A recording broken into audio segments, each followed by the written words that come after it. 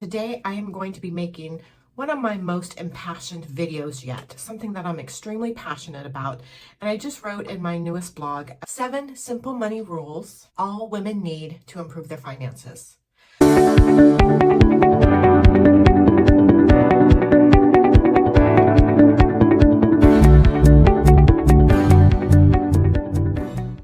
Hi, I'm Zavala. I am a certified career and life coach and midlife mentor. I'm a best-selling author and workshop facilitator. Okay, so a little backstory and a little history lesson. So 50 years ago this year, it is the 50th anniversary where women have gotten the right to open up their own bank accounts in their own names without having a male cosigner. So in my lifetime, I just turned 56 years old. My mom, for the first time in her life, at 36 years old, could open up a bank account in her own name. So it hasn't been that long that we've had some of these rights that I grew up unconsciously thinking like, of course we have these rights. We're human beings. We're equal to men. The reason why I'm so passionate about this topic is because there are so many legislative actions going on across the country, and they're all kind of sparsed out, so we're not getting the big picture of what's happening and what's going on. But when they are enacting laws, the first thing that they did away with was affirmative action.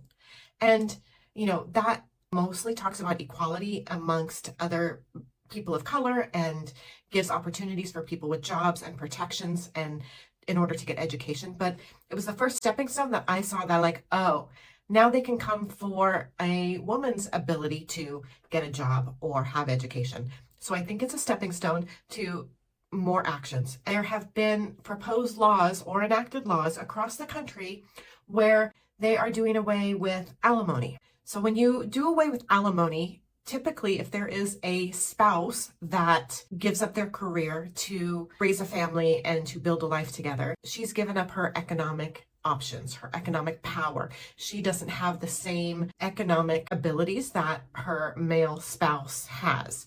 So giving up or taking away the option for alimony is really, really dangerous to women and their economic and financial vitality and their ability to make decisions.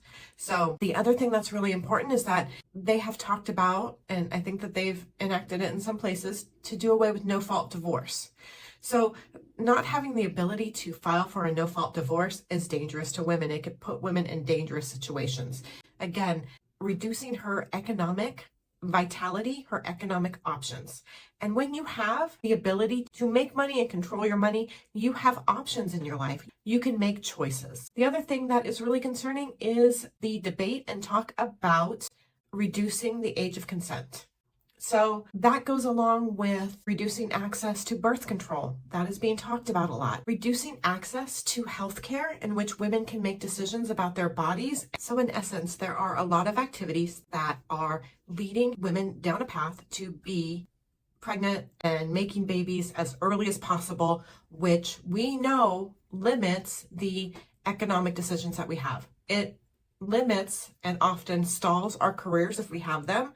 It prevents us from getting the education that we want or deserve. It prevents us from doing things that we're passionate about and the things that we love. So this is why I'm passionate about telling women to make sure that they are in control of their economic future. So these are 7 simple tips that I came up with just based on my own experience. I am not a certified financial planner, so make sure you speak to somebody who is educated in this field and you can make choices about your money. But these are the things that I do that I think it's really important to make sure that we have a good mindset and good practices around money.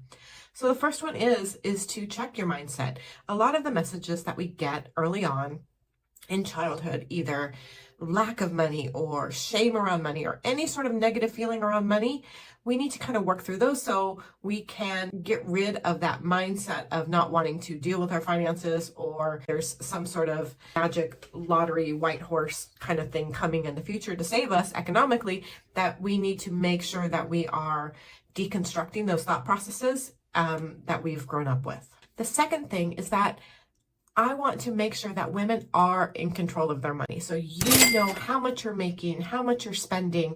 You don't give complete access of your money to other people. So make sure to maintain control of your finances. I remember Oprah said a long time ago, years and years ago, where she said that she is in control of everything. She signs everything. She makes all the decisions. Make the decisions about your money. The third thing is pursue opportunities to grow your income. Do not stay at status quo. So whether you are wanting to start an entrepreneurial journey, or you just want a side hustle to make some extra cash, or you are looking at advancement in your work, make sure that you are taking that seriously and devising a career strategy. That's something I do with my clients in my career coaching, is that I help them develop a career strategy so they have a trajectory that ensures that their economic vitality is intact and growing.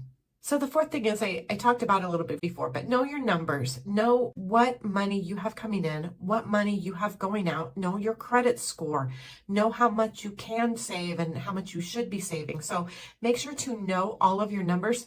That is powerful. And I'll add on to that, not just knowing your numbers, but spending time with your finances, like whether it's half a day every month where you're paying your bills and you're looking at what came in and you're analyzing it and you're just kind of spending time with it.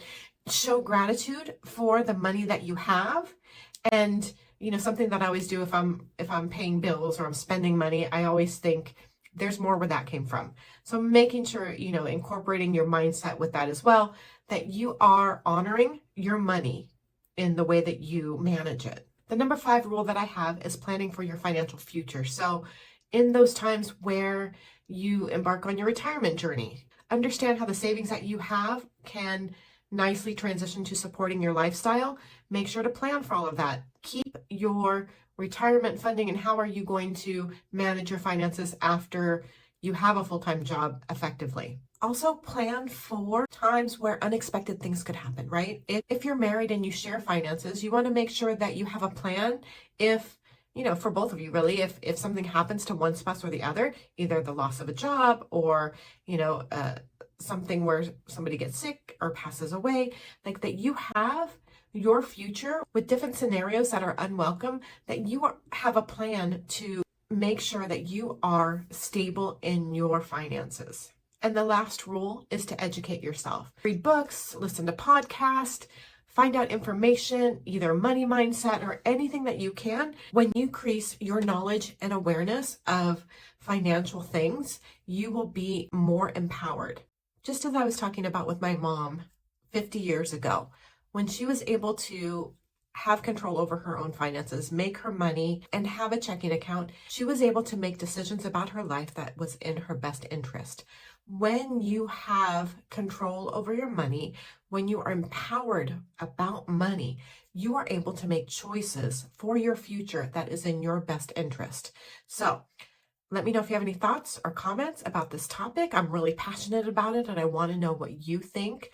Also, make sure that if you want to create a career strategy, schedule a free session with me. Let's talk about it. Let's talk about how I can help you create a roadmap for your future that allows you to be empowered now and into your future.